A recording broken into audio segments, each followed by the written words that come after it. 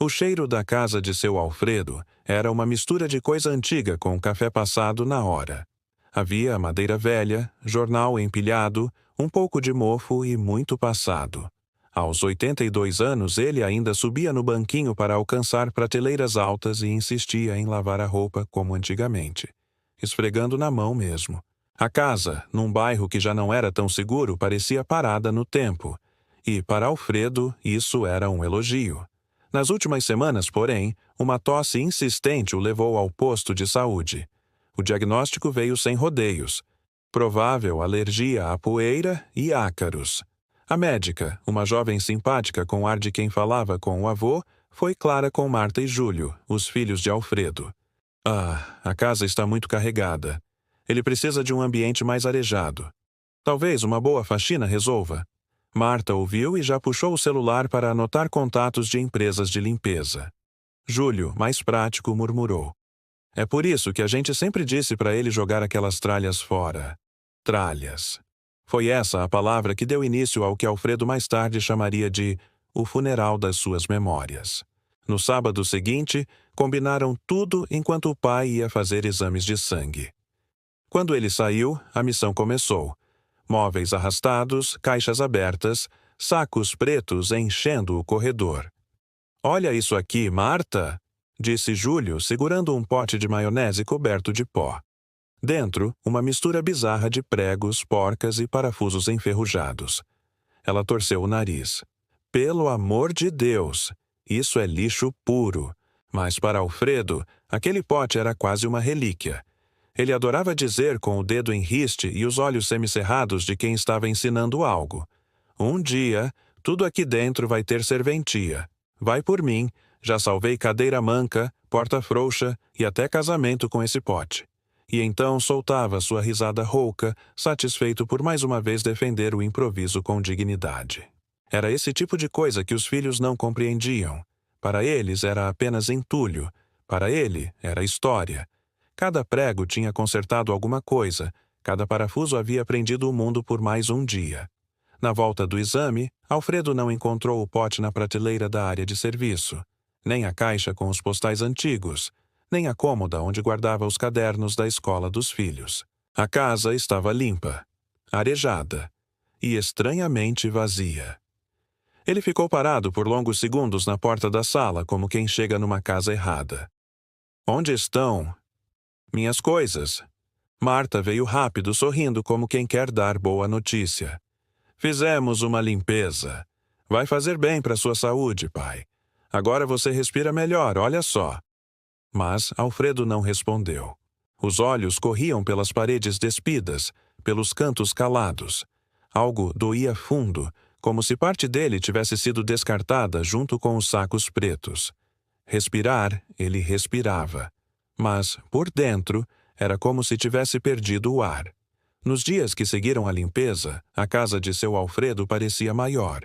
O sol entrava com mais força pelas janelas e o ar circulava com liberdade. Mas a luz, agora, batia em paredes nuas. Os espaços, antes apertados por caixas e lembranças, estavam vazios de ruído e de alma. Marta e Júlio achavam que tinham feito um bem danado. Até comentavam, com orgulho, "Agora sim ele vive num lugar decente. Se deixar, papai vira acumulador. Ele precisa entender que já passou da hora." Mas seu Alfredo não dizia nada. Sentava-se na poltrona da sala, agora deslocada da antiga posição, e olhava para o ponto onde antes havia uma estante cheia de bugigangas. Em vez de televisão, seus olhos se fixavam no vazio. Ele ouvia menos música. Falava pouco. Passava mais tempo na janela, observando o tempo passar como se buscasse algo no vento. Foi Júlio quem percebeu primeiro, embora não dissesse nada.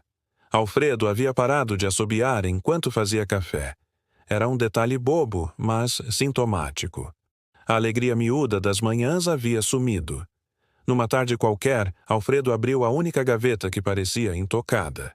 Ali, encontrou um papel dobrado com a letra miúda da esposa, falecida há 10 anos. Era uma lista de compras de 1994. No canto da folha, ela tinha desenhado um coração. Ele passou o dedo por cima como se tocasse uma relíquia.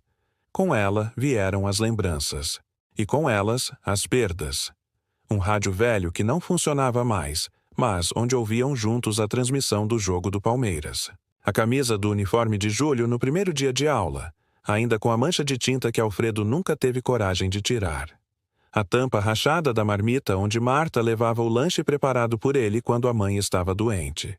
O bilhete de despedida da aposentadoria, assinado por todos os colegas do colégio. Tudo aquilo sumiu. E então veio o golpe final. O pote. Na manhã em que tentava consertar um interruptor que não funcionava.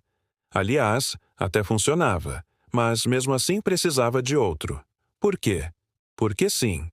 Alfredo procurou pelo velho pote de maionese, o seu arsenal de soluções. Vasculhou a área de serviço, o armário embaixo da pia, até a caixa de sapato onde às vezes guardava ferramentas pequenas. Nada. O pote, com seus parafusos tortos e pregos enferrujados, havia sido despejado no lixo sem a menor cerimônia. Naquele dia, Alfredo sentou-se na varanda com um caderno velho.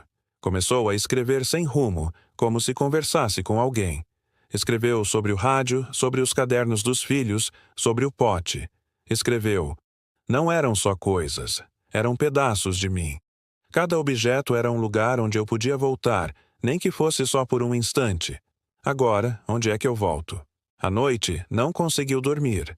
Ou melhor, dormiu, mas sonhou. No sonho, andava por um campo cheio de coisas conhecidas. O porta-retratos do casamento, o tapete da sala, a primeira bola de futebol de Júlio. Mas, cada vez que tentava tocar algum item, ele se desfazia no ar como fumaça. Acordou suado e triste. No café da manhã, sem olhar para os filhos, ele disse: jogaram fora minha história, achando que era bagunça. Marta tentou se justificar. Pai, foi para sua saúde.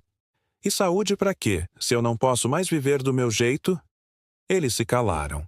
Pela primeira vez, Marta viu o pai pequeno, encolhido. Não frágil de corpo, mas de alma. Ela ainda não sabia, mas aquela dor silenciosa estava prestes a virar uma carta. Uma que ela jamais esqueceria. Naquela semana, seu Alfredo desapareceu por algumas horas. Marta entrou em pânico ao notar que o pai não estava em casa. O portão destrancado, a carteira no criado mudo e o chinelo ainda encostado na porta. Júlio saiu pelas ruas do bairro, ligou para conhecidos, percorreu farmácias e praças. Mas foi Marta quem encontrou a pista. Sobre a mesa da sala repousava um envelope pardo. Seu nome e o do irmão estavam escritos com a letra trêmula de Alfredo. Era uma carta. Grossa, pesada de sentimento. Ela hesitou antes de abrir, mas leu. Meus filhos, sei que fizeram tudo, achando que estavam me ajudando. O médico falou em poeira. Vocês pensaram em limpeza, mas ninguém perguntou o que aquelas coisas significavam para mim. Vocês limparam a casa, mas sujaram a minha memória. Vocês chamaram de entulho o rádio em que eu ouvi o nascimento de vocês ser anunciado. Jogaram fora a xícara em que eu tomava café com a mãe de vocês todos os domingos, quando ela ainda estava aqui. Levaram embora os bilhetes que ela deixava escondidos no meio das minhas roupas, com coraçõezinhos desenhados à mão, até o caderno da Marta, onde tinha a redação. Meu pai é meu herói. Foi embora junto com os sacos pretos. E o pote. O pote.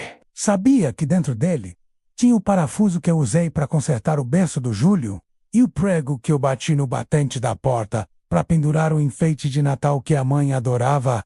Cada coisa ali dentro tinha vivido comigo. Vocês não jogaram fora objetos. Jogaram fora lugares onde eu ainda podia visitar a felicidade. Eu saí para procurar o que sobrou de mim. Não se preocupem. Estou bem. Só precisava de ar. Mas não esse que a médica recomendou. O ar que vem quando a gente respira lembrança. Escrevo isso com alguma tristeza, mas com amor. Ao terminar a leitura, Marta chorava em silêncio. Júlio, que lera por cima do ombro dela, coçou os olhos como quem disfarça. O silêncio se estendeu até o som da maçaneta da porta girando. Se você chegou até aqui e gosta de histórias inspiradoras e comoventes, esse canal é para você. Por favor, curta o vídeo e se inscreva no canal. Coloque nos comentários a cidade de onde está vendo esse vídeo, gostaria muito de saber. Agora é sua vez de participar. Você também tem um pote que ninguém entende, mas que guarda a vida inteira? Deixe nos comentários. Seu Alfredo entrou, sujo de terra, com os sapatos manchados. Nas mãos segurava um pedaço de madeira, um parafuso e o pote. Ou o que restou dele. Estava rachado, trincado, quase irreconhecível. Mas ali estavam 2 ou 3 pregos, cobertos de ferrugem, e um parafuso que ele conhecia bem. Ele não disse nada. Colocou o pote sobre a mesa e se sentou, exausto. Passou a mão pelo rosto, respirou fundo. Estava magoado, mas não derrotado. Marta se ajoelhou ao lado do pai. Me desculpa, pai. A gente não entendeu. A gente não ouviu. Júlio, em pé atrás dela, engoliu em seco. Depois se aproximou e colocou a mão sobre o ombro de Alfredo. A gente quer ouvir agora. Pela primeira vez em dias, Alfredo sorriu. Um sorriso pequeno, cansado, mas verdadeiro. Olhou para o pote e disse com o olhar perdido no tempo: Isso aqui pode não valer nada para ninguém. Mas, para mim, era o que sobrou da vida. Nos dias seguintes, a casa de seu Alfredo foi ganhando cor novamente. Mas não com tralhas. Com cuidado. Marta e Júlio, envergonhados, mas decididos a reparar o que fizeram, começaram a visitar brechós, sebos e até o lixão da cidade. Procuravam objetos parecidos com os que jogaram fora, não para enganar o pai, mas para mostrar que estavam tentando entender. Cada objeto resgatado era entregue com uma história. Pai, olha esse rádio. Não é igual ao seu, mas toca as mesmas estações. Achamos essa xícara azul com florzinhas. Lembra da mamãe, né? Alfredo, que a princípio apenas observava em silêncio, começou a contar. E contar muito. Falava do passado com precisão de relojoeiro. Datas, cheiros, sabores, risos.